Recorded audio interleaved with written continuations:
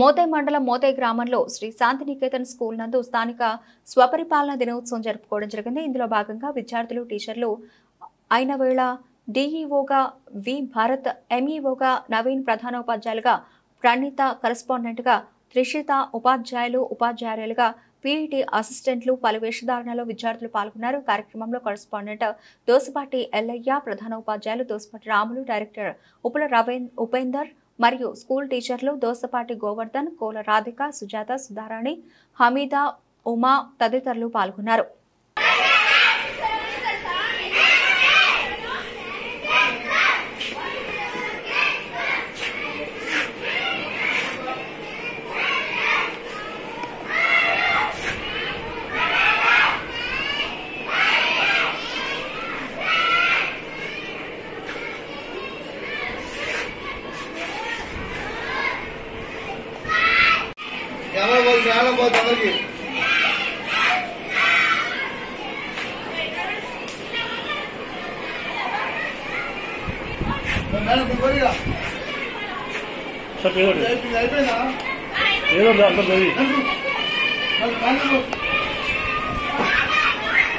జయంతి సందర్భంగా శ్రీ శాంతినికేతన్ పాఠశాలలో పిల్లలు ఒక్కరోజు ఉపాధ్యాయులుగా వారికి వారే మంచి ఘనంగా జరుపుకున్నారు.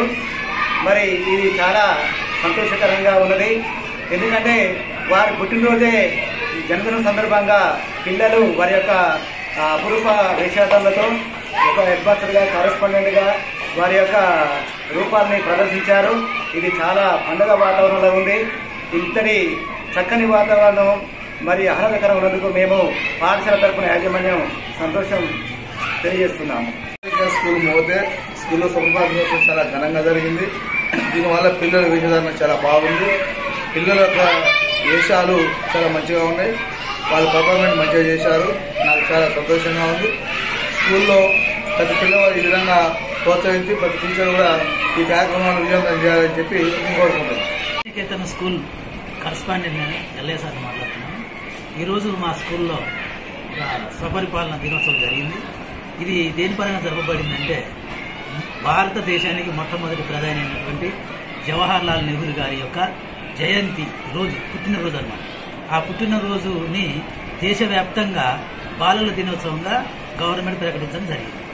ఆ ప్రకటన రోజునే బాలల దినోత్సవం నాడే పిల్లలు మొత్తం కూడా సంతోషంతో ఉండాలి కాబట్టి వాళ్ళ పిల్లల యొక్క వేషధారణతోటి టీచర్ల పాత్రలు పోషిస్తూ, తర్వాత వివిధ రాజకీయ నాయకుల పాత్రలు, మరి ఎంఈఓగా, డిఈఓగా, మరి ప్రధానోపాధ్యాయులుగా ఈ వేషధారణలో పిల్లలు పాల్గొని వాళ్ళ సంతోషాన్ని వెలిపిస్తారు అన్నమాట.